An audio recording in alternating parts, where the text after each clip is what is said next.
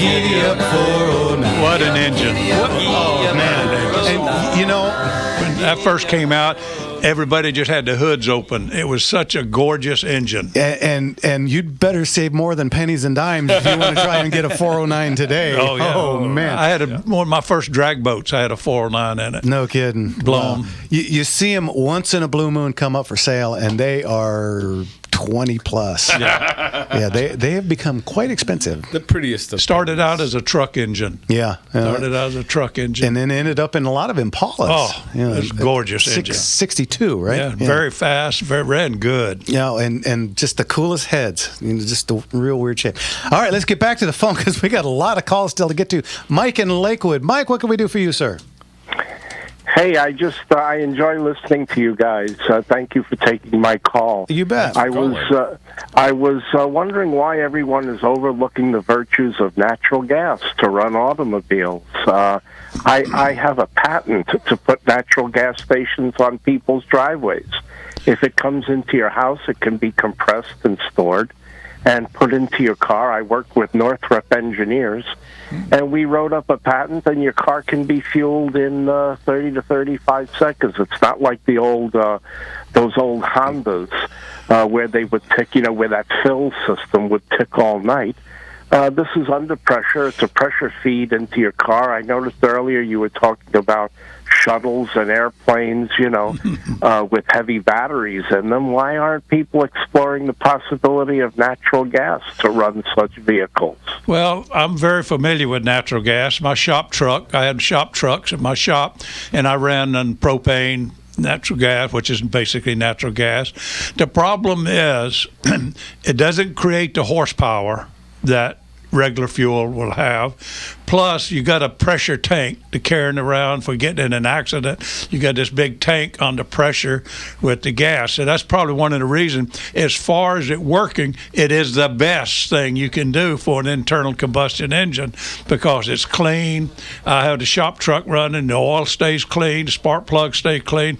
It works real good. And most of the engines in warehouses, you know, in the forklifts and things of this nature, use natural gas in there, and it works real good. Any bus I see on the road in Lakewood, they've all got that little blue patch. Yeah, that's what I was going to mention too. Right. I've seen that a lot. The CNG Diamond, they're all running natural gas.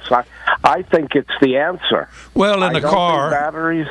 In a car, we had to put the tank in the trunk, you know, and so if you want some distance, you need a tank and hold, you know, like 20 gallons of natural gas or something to get a good distance. It didn't give you the mileage, as what I remember, and I installed lots of them, that you get out of gasoline. Gasoline will give you better gas mileage, but the natural gas is much better for an engine. Well, I just want to mention we got these vehicles here that follow the street sweepers, you know, and they're all using CNG. Right. And I said, well, you of all people, why aren't you using electric? He said, we turned them all back to China. You know, we had to keep, you know, he said after 2 hours of following the street sweeper, I'd have to go get a new vehicle. There you go. No, the natural gas is the way to go. All right. Hey, Mike, listen, we got a bunch of calls to get to. Thanks for calling, and call us back another time. All right? Great call. Thank you. Thank you, sir. No emission on those. That was good. Let's get to Ed in Riverside. Ed, what can we do for you? Greetings. Thank you all. Thank you, Leon, for all your education on automotive things for all the years that you did that. Thank you. Are you a diesel guy? Diesel? A diesel guy? Yeah. I have a Dodge with a 5.9, and I've got a fuel problem on it. What's the problem? What year are we talking about? We're talking about a 95, the first of the second generation. 95. Is that with the Cummins engine? Yeah. Okay. The Cummins engine in that one. Right. And it developed a leak. There's a, you know, the diesel recycles the unspent fuel back to the fuel tank. That's correct. It ran The tube to do that on this particular setup goes between the injector pump and the head. You can't see it. You can't get your hands on it. So it's back there that they attach the rubber hose that goes between the engine and the body, so that there's a little flex in there. So that hose went bad. I had to replace it. That's a high pressure hose. That's a high pressure hose.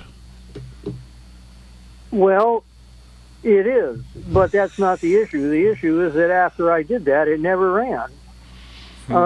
It refused. I mean, I ran the battery down. I never opened the intake side of the injector pump. Well, there shouldn't have been any air in there, but you got air in there somewhere, because that was very critical on the early engines. When you even tamper with anything with the ejector pump or anything, you need to bleed that whole system. We call it bleed, and get all the air out of the system of that. And it's very complex. And then you had glow plugs in there.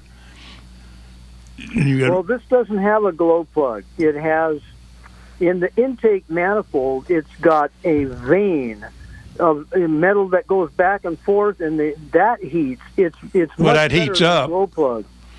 It heats up hot, and it's much better than a glow plug. It never quits. The glow plugs, diesel won't start unless you heat the fuel up. Right. Okay. But this heats the intake manifold rather than the cylinder. Yeah, but it usually only heats it up for starting purposes. After it runs and the engine gets hot, then that shuts itself off. Right. Okay.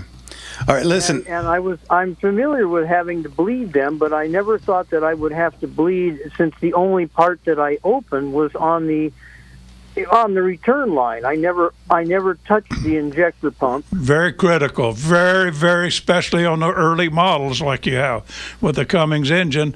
You get air in the system, it's a done deal. All right. Okay. Ed, So got to bleed the whole thing. Yeah. Yes. Bleed her out. Ed, as always, thanks for the call. We got a bunch of calls. We only got like 10 minutes left. We got to go. All right. Thanks. Thank you. Thank okay, you. Take care. Okay, real quick, let's get to Mike in Woodland Hills, I guess. Mike, we got about 1 minute. Go ahead. Yeah, this is Mark in Woodland Hills. I'm sorry, Mark. Go ahead. No problem. I'd like to throw this out. I had mentioned it previously before. I'd love to see an entrepreneur develop a service that locates vehicles once owned for those who have a nostalgic desire to find that treasured car, maybe even working off historical DMV records by owner's name, perhaps. I hope you could encourage somebody to do that. That would be cool. I'd love to have a couple of cars. I know you would too. Absolutely. Cars that I had to let go for one reason or another when I was, poor and dumb and young and so on and so forth. Mm-hmm. Yeah, Nice I worked on a database. lot of entertainers' cars, and I'd like to find out, have some of those cars. Laverne Young and all those. Gee, I had an early 60s Lincoln Continental, and the license plate was LED sled, LED, S-LED. And when I sold it to the guy, I told him, I want those plates. And he said, oh, yeah. And then he got in the car and he took off. Psych. I'd love to have those plates back. That would be great. Anyway, Mark, I think that's a great idea. Absolutely. A nice database for that. Great. And thanks for the call. Like I said, we got a ton of people to still get You bet. to. Cheers. Thank you, sir. Cheers, Take Mark. care. Thanks so much. Okay, really quick, let's jump to our friend Mike in El Segundo. Mike, thanks so much for mentioning us with Chad Bianco. Go real quick. We got about 30 seconds. You're welcome. Absolutely. Thanks. Hey, thank you very much for having the Motorman back on, Leon Kaplan, a real icon in talk radio for Always decades. our pleasure. You Anyway, thank you. Leon, I have a question for you. I guess some of the newer cars, including, I think, Toyotas, the owner cannot readily check their transmission fluid level or add transmission fluid. And I've heard some cars even do that for the motor oil. That's correct. And it seems to me that that's bad. That's a problem. Can you talk about that? Well, some of the newer cars, there's no sense in having a dipstick. Usually the computer will tell you what level the oil is at, and the transmission doesn't have a dipstick. They've got more, they go miles. Right now, the new cars can go almost 100,000 miles without transmission fluid because the transmission runs cooler. Years ago, through the 50s, 60s, 70s, transmissions would get very hot. And I was a transmission guy for years, and building the transmissions, I couldn't touch it as soon as I take it out of the car because it'd be so hot when they shift gears because the clutches would slip inside. Now the transmissions shift very positive. They last much longer. You don't have to change the fluid, maybe sometimes 60, 70,000 miles.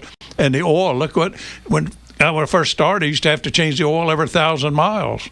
Now they went to 2,000, 4,000. Now it's 10,000, and some cars even 15,000 miles. Whoa! Yeah. For oil changes. But sensors, as we know, sensors can fail and give wrong results or no results. And also, what if you get a leak or something? You're leaking transmission fluid. But it seems like you have to take it to the auto mechanic. That's correct. To check your fluid levels or to add fluid. That is correct. Everything's on a computer now. We plug in a computer, and it'll tell you what the transmission fluid is, what's left mileage-wise. It's way over my head. It's all technology now. It's just technology. It's all computerized. Yeah, they've taken the human out of almost everything. Yeah. All right, Mike. Okay. Thanks for the call, and again, thanks for the plug on the other show. We thank you so much. Of course, you're welcome. Okay, talk to you later. Okay, we still got Alex in San Francisco, Brent in L.A., and Ed in San Diego. Ed, we'll get to you next because he's been waiting an awful long time. There's the music. That means we're going to a break. You're listening to Motor Slingers right here on the Gunslinger Syndicated Radio Network. And we'll be back with more phone calls right after this. Yes, sir.